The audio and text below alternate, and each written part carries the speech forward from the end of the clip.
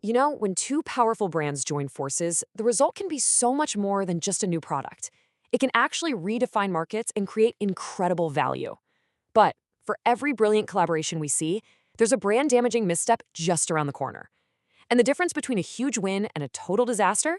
It's not luck. It's all about strategy. We're going to break down the essential framework for strategic co-branding, really digging into the principles of strategic brand management. So here's our roadmap. We'll start with a clear definition, then walk through the four main types of partnerships you see out there. From there, we'll get into the good stuff, weighing the rewards against the very real risks. And finally, we'll lay out a practical blueprint for crafting a winning strategy. All right, first things first. To really get into this, it's absolutely critical that we're all on the same page about what we mean by strategic external co-branding. I mean, this is the foundation that every single successful partnership is built on. So we're not talking about a big parent company like Procter & Gamble linking its own internal brands. This is about two totally independent companies forging a powerful, public-facing alliance.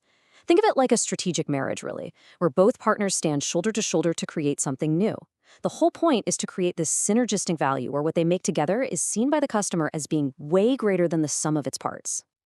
Okay, so with that definition locked in, we can start to explore the four distinct ways you can actually execute a co-branding strategy. Each one of these serves a very unique purpose and plays by a different set of rules. The one you probably see most often is product co-branding, where two brands come together to create a single unified thing. The Apple Watch Hermes is just a masterclass in this. It fuses Apple's identity of being this cutting-edge innovator with Hermes' identity of timeless luxury craftsmanship. The result? It's not just a tech gadget with a fancy strap, it's a whole new category of wearable luxury tech. It appeals to customers of both brands and gives Apple this halo of sophistication while giving Hermes a halo of modern relevance. Brilliant. Now, ingredient branding is fascinating. This is all about turning an internal component, something you don't even see, into an external badge of quality.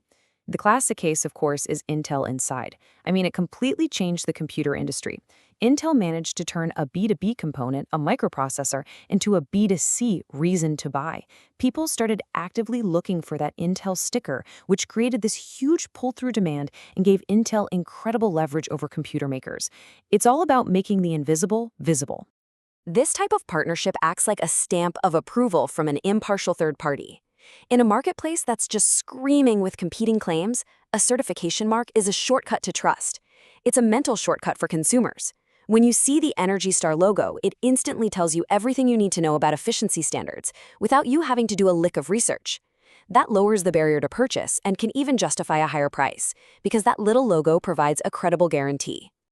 With this one, the connection isn't about function, it's about shared values. It's ideological. I mean, Lowe's doesn't partner with Habitat for Humanity just to sell more lumber. They do it to align the Lowe's brand with a powerful set of values. It's a strategic move that speaks directly to a growing number of consumers who want their purchases to mean something. By partnering with Product Red, Apple lets its customers feel like they're part of a global health mission, turning the act of buying a phone into something bigger. It builds a much deeper, more emotional connection. So these partnerships can offer some incredible upside, right? But, and this is a big but, with high reward always comes high risk. And understanding this strategic trade-off is absolutely essential before you even think about signing an agreement. This is where the real strategic thinking happens, because if you get this wrong, the consequences can be severe. Co-branding is truly a double-edged sword.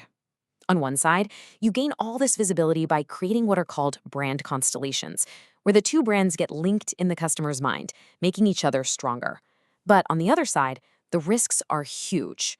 You've got brand dilution, which can happen when a premium brand partners with a mass market one and suddenly feels less exclusive. The most dangerous risk, though, is the negative halo effect. That's when your partner's crisis suddenly becomes your crisis. Let's look at a real-world case of that negative halo. For decades, Lego, a brand that is synonymous with childhood creativity and innocence, had a very successful partnership with Shell. They made these Shell-branded Lego sets, gas stations, tankers, race cars, and they were given out at Shell stations all over the world. From a pure marketing and distribution perspective, it was a perfectly logical and profitable deal. And this is a perfect illustration of the risk. When Shell's plans for oil drilling in the Arctic sparked these massive global protests, all of that negative attention started to spill over. Activist groups went after LEGO directly. They reframed the partnership not as some harmless toy promotion, but as LEGO helping to clean up Shell's image for the next generation. Suddenly, LEGO, this wholesome brand, found itself tied to a huge environmental controversy. The public pressure got so intense that LEGO had no choice but to end a partnership that had lasted for decades, all to protect its own core identity. Okay, so that brings us to the most important question of all. How do you avoid those pitfalls and actually build a partnership that thrives? Well, the answer comes down to a really rigorous evaluation of one critical concept: brand compatibility. This is all about moving from just trying to manage risk to proactively designing a strategic partnership for success. This three-step framework is your blueprint. First, you have to deeply map out the brand associations. And I don't just mean what the brand does, but what it means to its customers. What are the key attributes, the benefits, the values they connect with it? Second, you evaluate the overlap. Where do these brand maps intersect? That shared space is your foundation. And third, and this is crucial, you have to analyze the compatibility of the differences. The unique things about each brand have to complement each other, not clash in a way that's going to confuse customers. This visual really gets to the heart of it. A successful partnership isn't built on some surface-level fit, like just having the same customer demographic.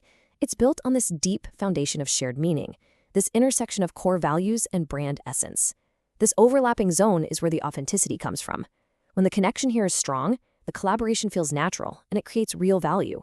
When it's forced, consumers can sniff out the inauthenticity from a mile away, and the partnership is probably doomed.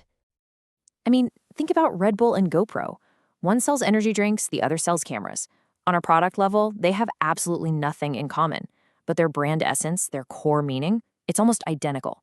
Both brands are all about pushing human limits, capturing extreme action, and celebrating this fearless lifestyle. Their partnership is so powerful because it's a content machine. Red Bull sponsors the athletes, GoPro gives them the tools to capture the insane things they do, and the content they create is the best marketing either brand could ever ask for. A great partnership can also work by leveraging complementary differences, as long as they're built on a foundation of shared traits. Take BMW and the James Bond franchise. Both share this spirit of adventure and sophistication, but their unique strengths create this perfect symbiotic relationship. Bond gives BMW this aspirational cool factor, this daring, impossibly slick hero. And in return, BMW provides the tangible proof of Bond's character, reinforcing his image with its reputation for precision engineering and cutting-edge tech. Each brand makes the other's story more compelling. At the end of the day, the success of any co-branding effort really comes down to a strategic evaluation of compatibility and shared meaning. It requires moving way beyond what a brand sells to what it truly represents. So the critical question for any brand manager is this: what core values are going to serve as the foundation for your next powerful partnership?